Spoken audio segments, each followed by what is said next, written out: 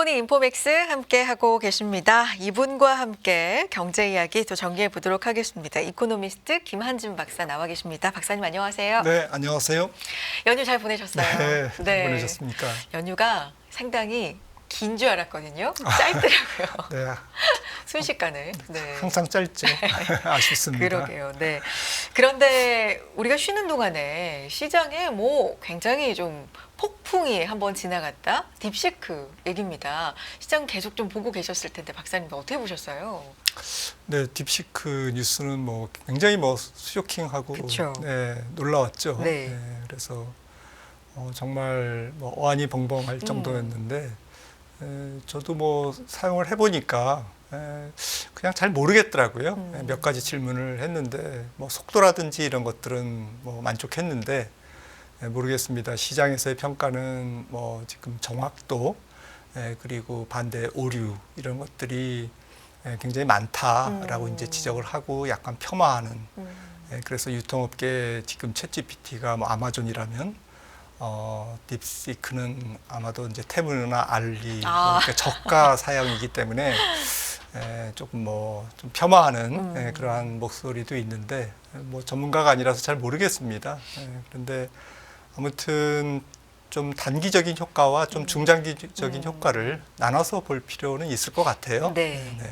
저도 이 딥시크 얘기가 나오고 나서 바로 이제 받아서 사용을 해봤는데 박사님 말씀하신 것처럼 이렇게 너무 간단한 질문만을 제가 이제 던졌어서 그런 건지 차이를 저는 잘 모르겠더라고요. 근데 만약에 이게 굉장히 좀 민감하거나 아니면 고도의 그런 추론이나 이런 걸 요하는 질문을 던진다면 차이가 있을지 좀 모르겠어요. 저도 한번 꾸준히 실험을 해보려고 하는데 어쨌든 시장에서는 이렇게까지 충격을 받았던 이유 중에 하나가 저비용인데 이렇게나 싸게 개발을 해도 거의 비슷한 수준으로 개발이 가능하구나. 여기에 놀란 거 맞습니까, 박사님? 맞습니다. 네. 트럼프 대통령이 뭐 이례적으로 딥시크에 대해서 코멘트를 했죠. 그렇죠. 근데 기자회견을 보니까 정말 뭐 오히려 뭐 긍정적이다. 그러니까 이렇게 싸게 좋게 만들 수 있다라는 것을 보여준 게 아니냐. 오히려 뭐 조금 도전적이다. 이렇게 좀 애써 이제 긍정적인 평가를 한 걸 이제 봤는데 아무튼 말씀드렸듯이 단기적으로는 뭐 시장의 반응은 엔비디아가 타격을 받는 게 아니냐. 그리고 이런 고사양 HBM에 조금 초점을 맞춘 그렇죠. 우리 하이닉스, SK 하이닉스와 또 이제 앞으로 삼성전자의 HBM 출시 이런 것들에 조금 굉장히 악재 아니냐. 엔비디아에 올인하고 있기 때문에 엔비디아가 이제 가장 타격을 받으면 거기에 납품하는 한국의 반도체 회사들이 이제 타격을 받을 거다라는 거고 또 대중국 반도체 수출이 상당히 이제 규제가 더 세게 들어갈 수밖에 없지 않느냐라는 거죠. 뭐 엔비디아의 칩 자체 수출도 마찬가지고 또 뭐 진짜 딥시크가 저사양의 그 칩을 사용했다면 저사양 칩까지도 대중국 수출이 이제 규제가 굉장히 세게 들어가는 그러한 조치들이 후속적으로 나올 수밖에 없는 거고 그리고 이제 중국의 반도체 자체가 중국 산업 중국 자체 반도체 개발이 굉장히 속도를 내는 거 아니냐라는 거죠. 특히나 이제 AI 칩을 미국이 규제하면 할수록 중국 자체가 이제 반도체 굴기, 반도체 독립 이런 것들을 급격하게 추진할 것이기 때문에 거기에 따른 상대적인 또 우리 반도체 회사들의 이제 피해가 좀 우려되고요. 하지만 이러한 그 부정적인 뉴스 뭐 예측에도 불구하고 AI와 관련된 반도체 수요가 정말 이제 불이 붙었다. 전 세계적으로. 네네. 그래서 어쨌거나 뭐 딥시크도 계속 사양을 또 업그레이드 시키다 보면 또 미국도 거기에 맞춰서 또 경쟁이 치열해질 거고 그러다 보면 결국에는 고사양 칩이 더 필요할 것이다라는 것이죠. 그러면 결국엔 반도체 만드는 회사들은 수혜를 입는 게 아니냐라는 것이죠. 그래서 저는 제일 마지막에 긍정적인 부분, 물론 이제 단기적으로는 뭐 어수선하겠죠. 이게 정말 뭐 저사양이냐, 정말 뭐 컴퓨팅이나 그동안 학습 기간 이런 것들을 다 속이는 거 아니냐 중국이. 정말 고사양을 탑재하고 저사양이라고 이제 뭐 조금 블러핑하는 거 아니냐, 뭐 이제 각종 썰이 난무하지만 아무튼 뭐 지금 발표된 저사양을 이제 조금 우리가 인정한다면 AI를 둘러싼 정말 반도체의 좀 그 전쟁, 반도체의 강력한 수요, 폭발 이런 것들은 뭐 불보듯 뻔한 것 같아요. 그런 측면에서는 좀 중장기적으로 그렇게 나쁘게 볼 필요는 없지 않을까. 조금 약간 뭐 반도체 비전문가 입장에서 네, 그렇게 생각을 합니다. 그렇군요. 말씀해 주신 것처럼 이게 진짜 저사양 칩을 쓴 게 맞나? 일각에서는 뭐 고사양도 5만 개 갖고 있다. 근데 얘기를 못하는 거예요. 뭐 이런 얘기도 사실 있고 성능 면에서도 정말로 챗 GPT를 능가하는 거 맞아? 뭐 이런 것도 계속 맞습니다. 의문이 뭐 제기가 되고 있는 상황이고 비용 같은 경우도 실제로 말한 것보다 그 이전에 더 많은 비용을 사실은 들였던 거 아니야라는 것도 일각에서는 계속 이런 의문점들은 제기가 돼요. 근데 이게 어쨌든 사실이 뭔지는 계속 얘기가 좀 나오겠죠. 근데 시장에 던진 어떤 시사점 같은 경우는 말씀하신 것처럼 미국과 중국이 이렇게 최첨단 산업에 대해서 경쟁을 치열하게 벌이고 있는 와중에 좀 더 규제가 세질 거다. 뭐 이런 부분들.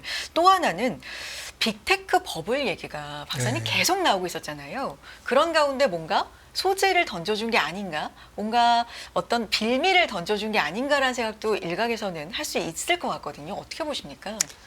빅테크는 뭐 저는 뭐 그냥 결론적으로 과열이라고 생각을 합니다. 네. 그런데 거품이냐라고 뭐 따져보면 거품이라는 건 사실은 뭐 시간이 지나서 좀 밝혀지는 거잖아요. 왜냐하면은 경제나 증시가 다 살아있는 생물이라서 뭐 예를 들어서 이런 딥시크라든지 아니면 뭐 여러 가지 뭐 촉매, 주가를 하락시키는 촉매가 조금 주가를 이제 억누를 때 그게 작은 촉매임에도 불구하고 주가가 하락하고 그러면서 이제 주가가 생각보다 더 투매로 이어지면 결국에는 이제 소비와 투자도 둔화되고 특히 지금 같은 경우에는 주가 하락이 조금 그 빅테크 업체들의 자본 지출을 둔화시킬 수 있거든요. 그래서 지금 전체적으로 거시경제에서 중요한 것은 빅테크 업체들의 투자가 지속될 거냐 말 거냐 이게 굉장히 중요하거든요. 거시적으로도. 네. 그래서 이런 부분들이 이제 주가 하락으로 인해서 빅테크의 좀 수익 악화 또 투자 지연 내지는 이제 투자 보류 이렇게 이어지면서 또 고용 악화로 이어지고 해고 증가로 이어지면서 일파만파 경기가 이제 조금 나빠지는 그러니까 이게 월스트리트의 문제가 아니라 메인스트리트의 문제로 이제 전이되면서 주가가 이제 결국에는 큰 폭으로 빠지면 그러면 뭐 되돌아가서 그 시점이 주가가 거품이었구나 사람들이 이제 그렇게 정의를 한다라는 것이죠 사후적으로. 네. 그래서 이제 거품은 상당히 이제 미리 지금 시점이 거품이다라고 이제 진단하기는 쉽지 않다 역사적으로 이제 그렇게 말을 합니다. 지금도 그런 것 같아요. 그래서 현명한 투자자들은 주가가 과열되어 있을 때 굉장히 조심을 하죠. 워런 버핏도 지금 현금 비중, 채권 비중을 높여놓은 이유가 지금 과열이라고 생각을 하는 것이죠. 그런 측면에서 지금 빅테크 주가는 조금 과도하게 많이 올랐다라는 것이고요. 얼마나 많이 올랐냐면 2000년 닷컴 버블이 붕괴되기 직전에 2000년 3월 그때 나스닥 그 10개 종목, 시가총액 10개 종목의 전체 시가총액에서 차지하는 비율이 그때도 한 30%가 조금 넘었습니다. 한 35% 됐는데 지금 M7의 S&P 500에서 차지하는 시가총액 비율이 33%입니다. 그래서 쏠림이 굉장히 큰 거는 분명하다라는 것이죠. 그런데 왜 거품이 아니라고 생각하냐면 지금 그 당시 2000년 3월에 붕괴되기 직전에 나스닥 100의 PR이 거의 100배였습니다. 지금은 거의 한 30배 조금 넘거든요. 그러니까 지금 빅테크들 PR을 보시면은 테슬라가 100배 넘었지만 테슬라를 제외한 나머지 마이크로소프트라든지 엔비디아 그렇게 많이 올랐어도 PR이 30배, 애플도 30배. 그러니까 시가총액 탑 10 종목들이 거의 20배에서 30배 사이예요. 그런 걸 보면 2000년 3월에 거품이 붕괴되기 직전에 PR 주가의 과열하고는 비교를 할 수 없다라는 것이죠. 그런데 이게 다시 사실은 또 좀 약점이 될 수가 있습니다. 지금 M7의 매출액 영업이익률이 25.5%인데 12개월 예상 이익 기준으로요. 네. 그런데 거의 한 30%에 육박하는 이러한 높은 영업이익률을 과연 언제까지 지속할 수 있을까? 그리고 사람들의 눈높이가 굉장히 높아져 있기 때문에 조금만 눈높이를 조금 믿더라도 시장은 약간 신경질적으로 이렇게 그 반응을 하고 더 좋은 실적을 내놓으라고 지금 빅테크 업체들을 채근하고 있습니다. 간밤에 마이크로소프트였나요? 네. 좀 실적이 그렇게 나쁜 것 같지는 않은데 실적 쇼크라고 하면서 이제 굉장히 많이 빠지고 네. 이런 것들을 보면 굉장히 눈높이가 높아져 있다라는 것, 높은 이익 자체가 지금 거품이 아니라고 우리가 볼 수 있는 유일한 근거임에도 불구하고 그것이 너무 실적이 높다라는 것이 오히려 조금 부담스러운 그런 약점이 되는 이제 그러한 상황인 것이 조금 지금 현재의 시장의 상황인 것 같습니다.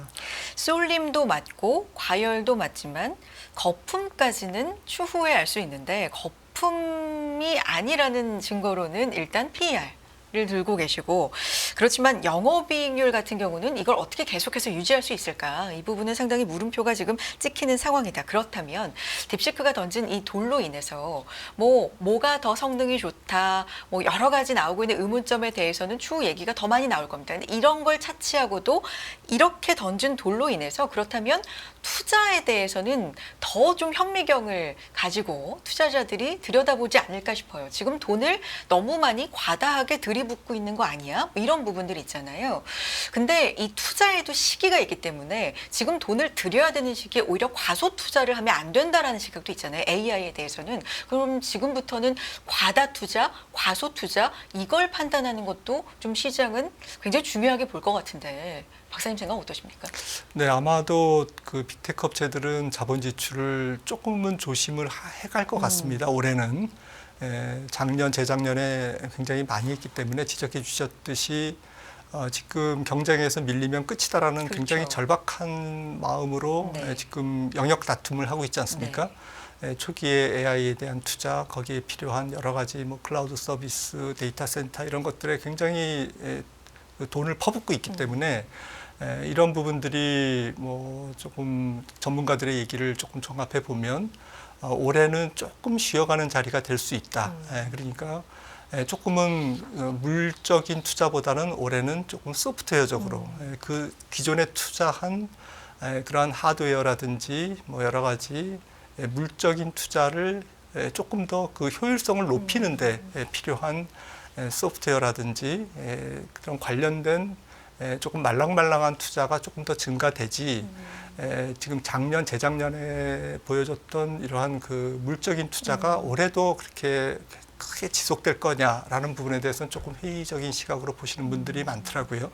또 반대의 의견도 있습니다. 지금은 이럴 때가 아니다. 올해야말로 정말 좀 치열한 경쟁으로 더 이렇게 그 기업들의 투자가 지속될 것이다. 시기를 놓치면 안 되는. 그래서 어떻게 될지는 모르겠습니다만은 저는 조금은 작년, 재작년보다는 올해는 투자가 조금 둔화될 것이다. 라는 쪽에 조금 한 표 던지고 싶고요. 왜냐하면은 사실은 이제 조금 사실 저희가 기술적으로 잘 몰라서 그렇지 이런 것들이 굉장히 그 복잡한 투자잖아요. 그리고 영역에 대한 점유율, 선점 이런 것들도 굉장히 중요하지만 결국엔 중요한 것이 이익을 계속 만들어가면서 지금 그 앞으로 나가야 되는 이제 그런 과제를 모든 빅테크 업체들이 갖고 있기 때문에 올해는 조금 이익을 조금 방어하는 데 초점을 두고 효율성을 조금 증가시키고 그동안 투자한 것들에 대한 조금 여러 가지 비효율적인 부분을 조금 메이크업하는 보완하는 이제 그러한 노력이 더 돋보이는 한 해가 되지 않을까. 그래서 올해는 하드웨어보다는 조금 소프트웨어 쪽을 주목하라라는 이제 이러한 그 얘기도 많이 하는 것 같습니다. 알겠습니다. 박사님께는 또 FOMC 얘기를 안 여쭤볼 수가 없어요. 저희 연휴 동안에 상당히 많은 이벤트들이 있었는데 그중에 또 중요하게 FOMC가 있었습니다. 연준 올해 첫 FOMC를 열었고 금리를 동결했습니다. 지난해 9월 처음으로 이제 피벗을 한 이후로 그 이후로 세 차례 연속 금리 인하에서 총 100bp를 끌어내리고 이제 처음으로 동결을 했는데 만장일치 결정이었다고 합니다. 어떻게 보셨어요, FOMC? 네, 그 성명문이 굉장히 매파적이었죠. 네. 예, 그리고 파월 의장의 기자회견은 이제 조금 비둘기적이었고 항상 이제 성명서가 매파하면 기자회견은 조금 균형을, 비둘기 네. 뭐 이런 게 균형을 맞추는 이제 그런 노력을 한 것 같은데요. 성명서에서 가장 뭐 눈에 띈 것은 보셨겠지만 인플레이션이 지속되고 있다. 그다음에 노동시장이 조금 견고하다라는 이제 두 가지 문장입니다. 그러니까 노동시장이 견고하고 인플레이션이 아직 잘 잡히고 있지 않다. 라는 것은 뭐 금리 인하의 명분을 뺏어간 거죠. 그래서 만장일치 동결을 조금 이뤄낸 것 같고요. 앞으로가 문제인데 기자회견 내용에서 서두르지 않겠다라는 단어를 한 5번 한 것 같아요. 그래서 뭐 성명문하고 똑같습니다. 하지만 그 성명문 자체가 시장에 시그널을 주기 위한 것은 아니었다. 그냥 뭐 약간 이제 변명 삼아 파월 의장이 기자회견에서 이제 그렇게 얘기를 했습니다. 근데 시장은 뭐 이렇게 뭐 금리 인하 못하겠다라는 거 아니냐라는 쪽으로 파월 의장의 조금 비둘기적 발언에도 불구하고 약간 이제 조금 매파적으로 결국에는 이번 FOMC를 해석을 하는 것 같습니다. 그래서 제 생각에는 뭐 지금 견고한 노동시장 맞고요. 어제 뭐 4분기 GDP 속보치가 나왔습니다만은 조금 낮게 나왔지만 그럼에도 불구하고 작년 미국 GDP가 2.8%로 이제 확정됐지 않습니까? 그리고 4분기 GDP에서 나온 그 개인 소비자 지출이 4.2% 증가합니다. 네. 그러니까 굉장히 강한 거죠. 소비가. 아직까지는 네. 소비 지출이. 그래서 오늘 밤에 뭐 PC 인플레이션이 어떻게 나올지 모르겠습니다만은 물가는 뭐 일단 잡히기는 했지만 더 낮아지는 것은 당분간 기대하기는 어려울 것 같고. 그다음에 파월 의장이 얘기했듯이 또 질문에 답했듯이 트럼프의 경제 정책에 대해서 선제적으로 대응하지는 않겠다라고 했지만 아무래도 연준도 이 트럼프의 2.0 여러 가지 인플레이션 촉발 정책에 대해서 긴장을 하고 있지 않겠습니까? 그래서 선제적으로 대응하지 않는다라는 것이지 그걸 무시한다는 얘기는 아니거든요. 그래서 조금 관세 전체적인 그림이 나오는 적어도 한 4월 1일 이후 관세 정책이 발표되는 4월 1일 이후 결국에는 2분기가 지나야 트럼프 정책에 대한 인플레이션에 대한 영향을 종합적으로 판단하면서 그리고 한 분기 정도는 더 인플레이션 지표와 고용 지표를 봐야 그래서 한 5월이나 6월이나 돼야 결국에는 이번 FOMC의 성명서나 파월 의장이 얘기했던 강한 고용과 인플레이션의 조금 하방 경직성 이 부분에 대한 두 가지 통화 정책의 이 주요 변수에 대해서 조금 해소를 할 수 있다라는 거죠. 2분기가 지나야. 그렇다고 보면 상반기는 물 건너간 것이 아닌가 금리 인하가. 빨라야 6월인데 6월은 또 6월에 가면 그럴 겁니다. 이 관세 정책이 인플레이션에 어느 정도 영향을 주는지 조금 더 지켜봐야 된다. 뭐 그러면서 또 하반기로 이제 공이 넘어가고. 그러다 보면 뭐. 그래서 그러다 보면 전체적으로 상반기는 경제가 너무 좋기 때문에 금리를 못 내리는 그러한 과정이라고 생각을 하고 있고요. 결국에는 저는 두 가지 조건이 충족돼야 연준이 금리를 올해 한 번 내지 두 번 인하할 거다라고 생각을 합니다. 두 가지. 첫 번째는 뭐 파월 의장이 얘기했듯이 또 성명서에 발표됐듯이 고용이 깨져야 된다. 고용에 금이 가야 된다. 고용이 무너져야 된다. 어느 정도 무너져야 되느냐. 지금 3개월 평균 신규 고용이 17만 명인데 이게 한 12만 명까지는 내려와야 된다는 거죠. 12만 명까지는 내려와야 10만 명에 근접해야 그것도 한 달이 아니라 한 2달, 3달 평균이요. 그 정도 지금보다 한 5, 6만 명 정도 더 낮아야 첫 번째 조건이 충족되는 거고요. 두 번째는 증시가 10% 이상 하락하면 아마 내릴 것 같습니다. 그래요? 증시 10% 조정? 10% 하락하면 전체적인 경기에 대한 심리, 또 기대 인플레이션, 기대 인플레이션이 트럼프 일기 때는 0.5에서 1.0이었습니다. 지금은 2.5에서 3.0이에요. 이 기대 인플레이션을 꺾는 가장 중요한 변수는 주식시장이거든요. 그래서 이 두 가지 고용과 주식시장을 통한 기대 인플레이션의 하락, 이게 있어야 연준이 올해 한 번 내지 두 번이나 하고, 반대로 증시가 계속 달리고, 그리고 고용이 계속 지금 상태로 유지되면서 상반기 경제 성장률이 미국이 올해 상반기도 작년에 이어서 거의 2.5%, 2%대 중반을 유지하면 상반기 금리 인하는 어려운 거죠. 대신에 경기가 좋기 때문에 주식시장 입장에서는 뭐 금리를 인하 안 해도 그렇게 걱정할 것은 없을 것 같습니다.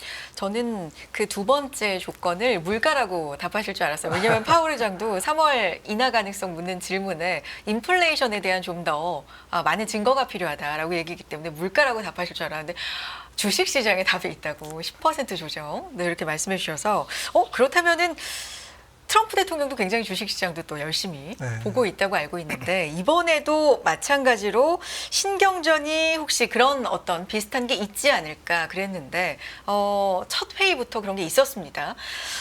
트럼프 대통령에 대한 이야기가 사실 굉장히 많이 나온 것 같아요. 왜냐하면 다보스 포럼에서 금리 인하를 즉시 요구하겠다라는 얘기를 했던 차에 또 금리 동결 결정을 했고 그 이후에 SNS에 트럼프 대통령이 또 좀 비판을 했잖아요. 네, 좀 실패를 했다, 잘못한 결정이다, 뭐 이런 식의 얘기를 했기 때문에 이런 신경전은 계속 될까요? 어떻게 보십니까? 트럼프는 자기가 훨씬 더 연준보다 능력이 있기 때문에 자기 말을 들어라라고 이제 지난번에도 얘기했죠. 트럼프가 발언한 것은 두 가지인데 첫 번째는 말씀 주셨듯이 인플레이션 대응에 연준이 실패했다. 두 번째는 불필요한 규제를 하면 너 재미없어 라는 이제 두 가지인데 그걸 의식해서 그런지 파월 의장이 기자회견 중에 그런 질문을 받았습니다. 그 트럼프와 관련된 질문을 받으면서 소통한 적 없다, 뭐 선제적으로 대응하지 않겠다, 뭐 이런 얘기를 하면서 연준도 불필요하게 규제를 해서 기업들 혹은 은행들이 혁신적인 경영 활동을 하는데 방해를 하거나 이러한 그 불필요한 규제를 하지 않을 것이다라고 이제 못을 박았습니다. 트럼프가 두 번째 좀 지적한 그 연준이 통화정 인플레이션을 잡는데 서툴고 실패했다라는 것과 두 번째 저는 발언이 굉장히 중요했던 것 같아요. 그리고 파월의 그 대답, 거기에 대한 응답이 이제 규제를 안 하겠다. 그러니까 연준이 통화정책도 하지만 사실은 규제 기관이잖아요. 마이클 바가 이제 규제 그 담당인데 연준 이사가 이러한 그 은행에 대한 규제가 트럼프는 이제 조금 다 그 규제를 풀 것을 지금 추진하고 있고 그래서 거기에 대한 압박용 발언이라고 보고요. 거기에 대한 파월 의장의 좀 대답이었던 것 같습니다. 어제 기자회견에서. 그래서 은행주에 대해서는 뭐 미국의 은행의 규제에 대해서는 굉장히 많은 부분에서 규제 해제가 좀 이루어지지 않을까라고 생각을 하고 있고요. 그런 측면에서 은행주에 대한 뭐 조금 긍정적인 그런 기대를 해도 되지 않을까라고 생각을 합니다. 실적도 지금 좋고요. 네네. 이런 부분 첫 FOMC에서부터 이렇게 되면 계속해서 뭔가 이런 트럼프와 파월의 얘기들, 둘의 관계, 뭐 멘트들 이런 것들이 계속 좀 관전 포인트가 되지 않을까라는 생각도 하는데 일단 앞서서 말씀해 주신 것처럼 올해 금리 경로를 보면 상반기에는 그렇다면 동결 쪽으로 박사님도 보고 계시는 거네요. 하반기 어느쯤에야 앞서 말씀하신 어떤 신규 고용이라든지 이런 쪽에 신호가 나오면 인하를 할 수 있다. 그럼 어느 정도 좀 예측해 볼 수 있을까요? 뭐 상반기에 주식시장이 정말 10% 이상 하락하면 뭐 상반기에도 인하하겠죠. 그런데 지금으로 봐서는 뭐 주식시장이 뭐 앞서도 말씀 나눴듯이 좀 과열됐지만 당장 무너질 정도의 뭐 긴박한 무슨 변수가 있을까? 뭐 실적이 굉장히 나빠지든지 내지는 뭐 정말 뭐 연준이 금리를 올려야 될 정도로 뭐 조금 높은 인플레이션이 갑자기 나타나든지 뭐 이러한 것들을 지금 예상할 수 없기 때문에 상반기까지는 뭐 그렇게 증시 북락이라고 할 정도의 이제 뭔가 이렇게 큰 조정은 없을 것이다라고 생각을 한다면 5% 미만의 이제 커렉션은 있겠지만 이제 그 정도로 생각한다면 사실은 주식시장이 여기서 더 올라서 네. 그 자체가 더 주식시장이 이제 과열이 더 증폭되면서 주가 하락의 빌미를 과열이 제공하는 주식시장의 과열이 주가 하락의 조정의 트리거가 되는 네. 이제 그러한 시점에서 조금 우리가 조심을 해야 되지 않을까 싶습니다. 그렇다면 이제 한국은행 얘기 마무리하면 좀 여쭤보고 싶은데 이렇게 되면 사실 지난번 금통위 때도 안 내렸다, 내리지 않고 잠시 멈췄다, 상황이 지금 내릴 만한데 안 내렸다 이런 부분에 대한 어떤 공격, 비판 이런 얘기들도 좀 있었기 때문에 이렇게 미국이 연준이 금리 인하를 서두르지 않겠다라는 뜻을 재차 굉장히 강조를 한 이 상황에서는 또 어떤 결정이 필요할까, 어떤 결정을 하게 될까 이 점도 생각 궁금한데요, 박사님. 네, 올해 한국은행은 뭐 한 2번 정도 아마 뭐 마음속으로 인하를 해야 되겠다라고 생각하지 않을까, 금통위원들이요. 그렇게 생각할 겁니다. 지금 뭐 어제 ECB도 4회 연속 지금 인하를 했고 유럽 경제도 굉장히 안 좋지 않습니까? 우리나라랑 좀 비슷한 것 같아요. 전체적으로 미국을 제외하고는 다 경기가 안 좋기 때문에 우리나라도 적어도 한 2번은 인하해야 될 것 같고요. 그리고 이제 관세 정책에 따라서 위안화라든지 엔화라든지 주변 통화국의 추가 절하폭이 조금 결정된다 그럴까요? 이렇게 조금 변수가 남아 있기 때문에 아무래도 뭐 선제적으로는 부담스럽지만 그래도 2월 25일 금통위에서는 한번 인하를 하고 갈 것 같고요. 네. 그 다음 추가적인 인하는 한번 인하 카드는 결국에는 4월 1일 미국에서 관세 정책에 대한 전체적인 그림이 나온 다음에 4월은 건너뛰고 5월 연속 인하는 좀 부담되니까 네. 5월 말에 금통위에서 인하할 가능성이 높지 않을까. 지금 4월 1일 날 관세 정책의 발표로 인해서 전 세계 환율과 또 좀 특히나 위안화가 그렇게 큰 폭으로 상승하지 않는다면, 절하되지 않는다면 5월 말에 한번 인하를 해서 상반기 2번 인하를 하고 가고요. 하반기는 본격적으로 상반기의 관세 정책이 환율 시장에 많은 부담을 줄 거기 때문에 오히려 하반기는 인하하기가 좀 불편하지 않을까라고 생각을 해서 상반기에 2번 인하를 조금 예상해 볼 수 있겠습니다. 우리나라 금리 경로는 상반기 2번 올해 그렇게 박사님께서는 분석을 하고 계시는군요. 네, 여기까지 듣도록 하겠습니다. 김한진 박사님과 함께 경제 정리해봤습니다. 고맙습니다.